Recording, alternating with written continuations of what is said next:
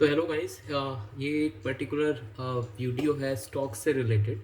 तो last week जिन stocks ने जिनमें बेसिकली रीसेंट न्यूज़ थी, उस बेसिस पे इस वीडियो को बनाया गया है।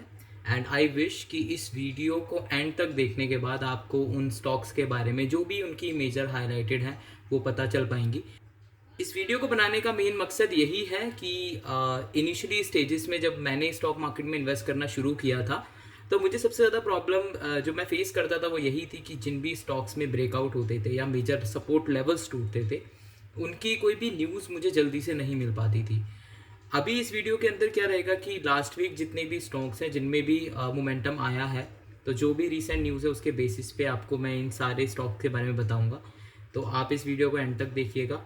चलिए विदाउट वेस्टिंग एनी टाइम हम शुरू करते हैं। तो पहला जो स्टॉक है हमारे पास अगर आप देखेंगे तो वो है डीएलएफ। तो डीएलएफ के बारे में थोड़ा सा जानने की कोशिश करेंगे। अभी जो डीएलएफ है, लास्ट फ्राइडे जो स्टॉक है वो बंद हुआ है। अप्रॉक्सीमेट 2% का एक गेन इसमें दिखा है फ्राइडे वाले दिन। लगभग 16.30 रुपीज़ बढ़ के स्टॉक 828 रुपीज़ पे क्लोज हुआ है। अभी स्टॉक के अंदर जो न्यूज़ है, तो न्यूज़ मैं आपको बता देता हूँ क्या है। अभी रिसेंटली जो स्टॉक है उसके अंदर उनकी क्वार्टरली अर्निंग्स डिस्क्लोज हुई हैं, जिसके अकॉर्डिंग अगर आप देखेंगे तो उनकी जो सेल्स बुकिंग है वो ईयर ऑन ईयर बेसिस पे 14% अप हुई हैं। जिसमें उनकी जो सेल्स बुकिंग है वो है अप्रॉक्सीमेट 6,400 करोड़। तो उनका जो रेवेन्यू है वो रेवेन्यू है 1,730 करोड़, जो कि ईयर ऑन ईयर बेसिस पे 14% अप हुआ है। इसके बाद जो उनका आप ऑपरेटिंग कैश फ्लो देखेंगे वो भी है उनका 1,849 करोड़, जो कि ईयर ऑन ईयर बेसिस पे 133% अप है। साथ ही साथ आप उनका प्रॉफिट आफ्टर टैक्स देखेंगे 646 करोड़ है, जो कि 23% अप है। यहाँ पे जो दो मेजर हाईलाइट हैं वो ये है कि रिवेन्यू जो है उनका वो 36% डाउन हुआ है, प्रॉफिट जो है वो 30% अप्रॉक्सीमेटली डाउन हुआ है। अब हो सकता है आप में से कुछ लोग पूछें कि अगर रिवेन्यू यहाँ पे हम बता रहे हैं ईयर ऑन ईयर बेसिस पे 14% अप है, तो यहाँ पे रिवेन्यू डाउन कैसे हुआ। तो मैं आपको बता दूं ये रिवेन्यू जो है ये क्वार्टर ऑन क्वार्टर बेसिस पे है। इस वजह से आपको ये अगर आप देखेंगे क्वार्टरली बेसिस पे कम हुआ है 36%, और एज कंपैरेटिवली जो प्रॉफिट है वो भी क्वार्टर ऑन क्वार्टर बेसिस पे 30% कम है।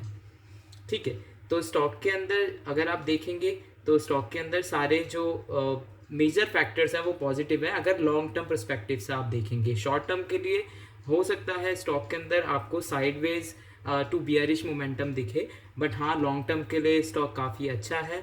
ऑलरेडी जो फ्राइडे है 2% का गेन के साथ बंद हुआ है, तो कहीं ना कहीं स्टॉक के अंदर एक स्ट्रॉन्ग बाइंग मोमेंटम शो हो रहा है। इसके अलावा जो हमारा सेकंड स्टॉक है वो रहेगा टेक महिंद्रा लिमिटेड। जो नेक्स्ट स्टॉक है वो है take Mahindra.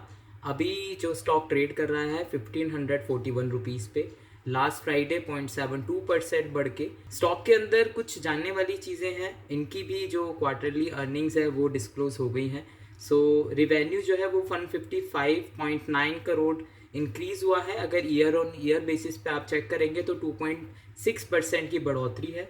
Profit after tax 10.2 crore है, जो कि क्वार्टरली बेसिस पे 28.6% और ईयर ऑन ईयर बेसिस पे भी 21.3% बढ़ के यहाँ पे शो हो रहा है हमें। साथ ही साथ जो फ्री कैश फ्लो है वो आपका 106 मिलियन है। अच्छा, ये जो 155.9 करोड़ और 10.2 करोड़ आप देख रहे हैं, बेसिकली ये जो फिगर है ये डॉलर में है। ठीक है, तो इसमें कंफ्यूज मत होइएगा। साथ ही साथ हमारा नेक्स्ट स्टॉक है जो कि आई थिंक बहुत से लोगों का फेवरेट भी है, SJVN। मेरा भी काफ़ी फेवरेट है, और पर्टिकुलर स्टॉक के बारे में मैं देखता रहता हूँ। आए दिन इनको न्यू प्रोजेक्ट्स मिलते हैं, न्यू कॉन्ट्रैक्ट्स मिलते हैं, बट उतना मोमेंटम स्टॉक के अंदर नहीं है फिलहाल के लिए। माइट भी पॉसिबिलिटी है लॉन्ग टर्म में स्टॉक अच्छा करेगा।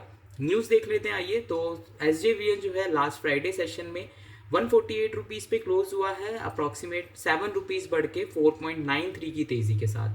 कंपनी के अंदर न्यूज़ है कि कंपनी को एक लेटर ऑफ इंटेंट, बेसिकली एक प्रोजेक्ट मिला है अप्रॉक्सीमेट 14,000 करोड़ का मिजोरम के अंदर पंप स्टोरेज का। तो इस न्यूज़ के चलते जैसे कि आप देख सकते हैं 7 रुपये बढ़ के स्टॉक बंद हुआ है। आइए नेक्स्ट स्टॉक देख लेते हैं अपना, जो कि है अशोक लेलैंड। अशोक लेलैंड में लास्ट फ्राइडे अप्रॉक्सीमेटली 6% की ग्रोथ देखी गई। 14 रुपीज़ बढ़ के स्टॉक 246.50 रुपीज़ पे क्लोज हुआ है।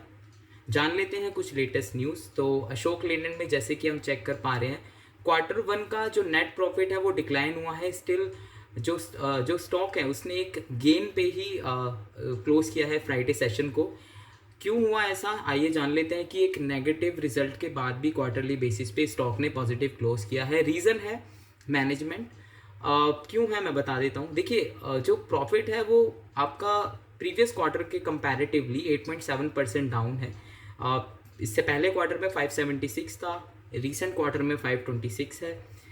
जो बेसिकली स्टॉक ने मोमेंटम दिया है वो दिया है मैनेजमेंट की वजह से। तो मैनेजमेंट ने यहाँ पे हाईलाइट किया है कि जो कंपनी का जो कंट्रीब्यूशन है टॉप लाइन सेगमेंट के अंदर, पावर सॉल्यूशन के अंदर, वो काफ़ी स्ट्रॉन्ग है और आने वाले दिनों में इसकी डिमांड भी काफ़ी अच्छी है जिसके ऊपर ऑलरेडी कंपनी काम कर रही है। तो ये बेसिकली मैनेजमेंट की तरफ से आप बोल सकते हैं कि एक मैसेज था इन्वेस्टर्स के लिए। साथ ही साथ उन्होंने ये भी बताया है कि जो 5% ईयर ऑन ईयर बेसिस पे अगर आप देखें रेवेन्यू इंक्रीज़ हुआ है तो 8,599 करोड़ अप्रैल जून 2024 में था ये, और इससे पहले की अगर आप पीरियड में देखेंगे तो 8,189 था। अप्रॉक्सीमेटली 5% का गेन मिला है ईयर ऑन ईयर बेसिस पे। तो हो सकता है कि लॉन्ग टर्म के लिए इन्वेस्टर्स इस स्टॉक को पर्टिकुलर देख रहे हैं, इसी वजह से इसमें एक मोमेंटम देखने को मिला। इसके बाद हमारा जो नेक्स्ट स्टॉक है वो है टाटा पावर। अभी टाटा पावर का जो शेयर प्राइस है 445 रुपीज़ है। लास्ट ट्रेडिंग सेशन में अप्रॉक्सीमेट 5.11% बढ़ के 21.65 रुपीज़ की तेज़ी के साथ स्टॉक ने क्लोज किया है। तो जो न्यूज़ है टाटा पावर के लिए वो काफ़ी अच्छी हैं। आइए न्यूज़ देख लेते हैं एक बार। तो रीसेंट न्यूज़ के अकॉर्डिंग टाटा पावर जो सोलर सिस्टम लिमिटेड है उन्होंने एक कोलैबोरेशन किया है बैंक ऑफ इंडिया के साथ, जिसमें वो फैसिलिटेट करेंगे इजी फाइनेंसिंग। किस चीज़ के लिए? बेसिकली रूफटॉप सोलर इंस्टॉलेशन के लिए। अभी ये इजी फाइनेंसिंग क्या है, बेसिकली जो भी लोग रूफटॉप सोलर इंस्टॉलेशन कराना चाहते हैं या फिर जो इलेक्ट्रिकल व्हीकल के लिए चार्जिंग स्टेशंस लगवाना चाहते हैं उनके लिए फाइनेंसिस की ज़रूरत पड़ती है। तो जो भी फाइनेंसिंग फैसिलिटी होगी वो बैंक ऑफ इंडिया करेगी, और इसी वजह से जो टाटा पावर सोलर सिस्टम है उन्होंने इनके साथ पार्टनर किया है। साथ ही साथ इस कोलैबोरेशन से जो बेनिफिट हो रहा है वो देख लेते हैं क्या बेनिफिट हो रहा है। तो इसी कंट्रीब्यूशन के चलते टाटा पावर सोलर ये पहली एक ऐसी कंपनी बनने जा रही है जो कोलैबोरेट कर रही है बैंक ऑफ इंडिया के साथ बोथ ईवी स्टेशंस और रूफटॉप सोलर स्टेशंस के लिए। ठीक है, रूफटॉप जो सोलर पैनल्स होते हैं उनके लिए, और इसी वजह से ये ग्रीन एनर्जी को भी प्रमोट करेंगे। साथ ही साथ इस कोलैबोरेशन से जो सपोर्ट मिलेगा वो गवर्नमेंट इनिशिएटिव्स को मिलेगा, जैसे कि आपने सुना होगा पीएम सूर्य घर योजना, और housing society, micro small and medium enterprises को तो बेनिफिट होगा ही होगा। तो ये बेनिफिट कुछ हैं इस कोलैबोरेशन को लेके, जिसकी वजह से चलते टाटा पावर में एक अच्छा मोमेंटम ऊपर की तरफ देखने को मिला। नेक्स्ट कंपनी जो है वो है हमारी एनडीएनएल वेंचर्स, और हिंदुजा लेलैंड फाइनेंस कंपनी इसके साथ मर्ज होने वाली है इसी फाइनेंशियल ईयर में एज़ पर द न्यूज़। और ये जो न्यूज़ है ये चेयरमैन हैं अशोक लेलैंड के, जिन्होंने इकोनॉमिक टाइम्स को बताया है। तो उनका कहना है कि हिंदुजा लेलैंड फाइनेंस को वो मर्ज करेंगे एनडीएनएल वेंचर्स में। और एनडीएनएल वेंचर्स क्या है, ये एक ब्रॉडकास्टिंग, एक मीडिया डिजिटल प्लेटफॉर्म कंपनी है। और हिंदुजा लेलैंड फाइनेंस कंपनी जो है वो बेसिकली एक एनबीएफसी है, और मेजरली वो जो डील करते हैं वो कमर्शियल जो व्हीकल्स होते हैं उनके फाइनेंसिंग में डील करते हैं। तो दोनों कंपनी का मर्जर होगा। एंड साथ ही साथ अगर आप देखेंगे तो ये दोनों कंपनी ही हिंदुजा ग्रुप की कंपनी है। एंड सबसे अच्छी बात यह है कि आप यहाँ पे देखेंगे अशोक लेलैंड के जो चेयरपर्सन हैं उन्होंने ये न्यूज़ को बेसिकली बताया है ईटी को, इकोनॉमिक टाइम्स को। और इसका रीज़न मैं बता देता हूँ। देखिए जो हिंदुजा ग्रुप है, जो ये दोनों कंपनी ओन कर रही है, हिंदुजा लेलैंड फाइनेंस और एनडीएनएल वेंचर्स, इसमें जो बेसिकली जो प्रमोटर्स हैं अशोक लेलैंड के, वो एसेट अंडर मैनेजमेंट ओन किए हैं लगभग 69% का, और इसकी वैल्यू करीबन 29,000 करोड़ होती है। तो उन्हीं की ही बेसिकली इन्फॉर्मेशन के अकॉर्डिंग हम ये चेक कर पा रहे हैं कि जो मर्जर है वो इस फाइनेंशियल ईयर में होप सो हो जाएगा। इसके बाद जो नेक्स्ट कंपनी है वो है Bajaj auto. And Bajaj auto को रिसेंटली ही 6,000 ऑर्डर मिले हैं उनके न्यूली लॉन्च सीएनजी मोटरसाइकिल्स के लिए, जिसकी वजह से देखा गया कि 204 रुपीज़ का एक अपवर्ड मूव देखा गया इस स्टॉक के अंदर। लगभग 2.21% बढ़ के स्टॉक 9,483 पे क्लोज किया है लास्ट ट्रेडिंग सेशन में फ्राइडे में। तो बेसिकली यहाँ पे न्यूज़ आप देख सकते हैं, इसी न्यूज़ के चलते स्टॉक में एक अपवर्ड मूव देखा गया।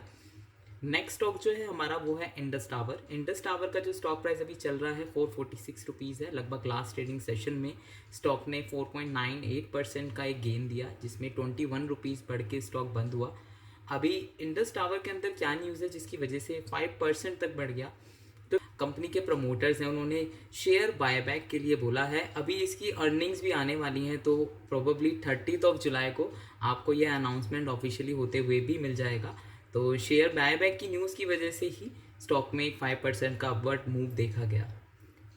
इसके साथ ही साथ जो नेक्स्ट स्टॉक है, बहुत से लोग इन्वेस्टेड हैं इसमें, बहुत से लोगों का फेवरेट भी रहा है, वेदांता लिमिटेड। अभी वेदांता लिमिटेड में अगर आप देखेंगे तो Vedanta limited approximately last trading session में काफ़ी अच्छा एक मूव देखे गया है 16 रुपीज़ का, और 447 रुपीज़ पे स्टॉक ने क्लोज़ किया है। और इन्होंने क्या किया है, अपना सेकंड इंटरिम डिविडेंड अनाउंस किया है जो कि है 4 रुपीज़ पर शेयर। और साथ ही साथ वेदांता जो है S&P ग्लोबल रेटिंग में भी उन्होंने अपनी जो रेटिंग्स है उसको अपग्रेड किया है। तो इसके अलावा हमारा जो नेक्स्ट स्टॉक है वो है पेटीएम लिमिटेड। तो पेटीएम के अंदर बहुत टाइम से बहुत ही ख़राब न्यूज़ चल रही थी और बहुत ज़्यादा रिस्ट्रिक्शंस हैं ऑलरेडी शेयर के ऊपर RBI की तरफ से। तो अभी फाइनली पेटीएम के जो इन्वेस्टर हैं उनके लिए न्यूज़ है, और लास्ट ट्रेडिंग सेशन में 10% का एक अपर सर्किट भी स्टॉक लगा चुका है। 509 रुपीज़ पे क्लोज किया है 46 रुपीज़ की बढ़ोतरी के साथ। आइए जान लेते हैं कुछ मेजर न्यूज़ जो पेटीएम के अंदर हम देख रहे हैं। तो बेसिकली यहाँ पे जैसे हम चेक कर पा रहे हैं, government approve the companies foreign direct investment. तो FDI को अप्रूव किया है गवर्नमेंट ने, और जिसकी वजह से स्टॉक में एक अपवर्ड मूव देखा गया है। तो बेसिकली जो फाइनेंशियल सर्विसेज के सेक्रेटरी हैं उन्होंने कहा है कि पेटीएम रिजर्व बैंक को अप्रोच कर सकता है एग्रीगेटर लाइसेंस के लिए, और सेंट्रल बैंक कुछ इवैल्यूएशन के बाद इस चीज़ को अप्रूव भी कर सकता है। कई लोग पूछेंगे FDI ने ये पहले क्यों नहीं किया, तो उसका एक रीज़न था। एक्चुअली जो पेटीएम के अंदर ऑलरेडी इन्वेस्टेड चाइनीज़ इन्वेस्टर्स थे, स्टेक होल्डर्स थे, उनकी होल्डिंग्स काफ़ी ज़्यादा थी, जिसके इंटरेस्ट के चलते RBI कोई भी स्ट्रॉन्ग कोई डिसीज़न नहीं दे पा रहा था। जो हायर अथॉरिटीज़ हैं वो डिसीज़न नहीं दे पा रही थी। तो अभी फ़िलहाल कुछ महीनों से देखा गया है कि जो इन्वेस्टमेंट थी चाइनीज़ स्टेक होल्डर्स की वो काफ़ी कम हुई है, जिसकी वजह से FDI को ये अप्रूवल देने में प्रॉब्लम्स नहीं हुए हैं। तो अभी के लिए जो 10 स्टॉक थे यही थे। Thank you for watching this video. I hope आप इन स्टॉक्स के बारे में जान के कुछ ना कुछ वैल्यू गेन कर पाएंगे। डिटेल इन्फॉर्मेशन के लिए भी आप जा सकते हैं, सोर्सेज सारे अवेलेबल हैं ऑनलाइन। आप चाहेंगे तो मैं इसका जो PDF रहेगा जिसको हमने डिस्कस किया है शेयर भी कर दूंगा, जो आप अपने अकॉर्डिंग भी इसको एक बार रीड आउट कर सकते हैं। And thank you so much, आप लोगों ने इस वीडियो को बहुत अच्छे से देखा। एंड अगर यहाँ तक देख लिया है तो वीडियो को लाइक कीजिएगा, चैनल को सब्सक्राइब कीजिएगा। जो भी आपके सजेशंस हैं, फीडबैक हैं, शॉर्टली कमेंट्स में लिख दीजिएगा। मैं सारे कमेंट्स पढ़ूंगा और कोशिश करूंगा जितना भी इम्प्रूवमेंट हो पाएगा वीडियोस के अंदर वो मैं करूंगा।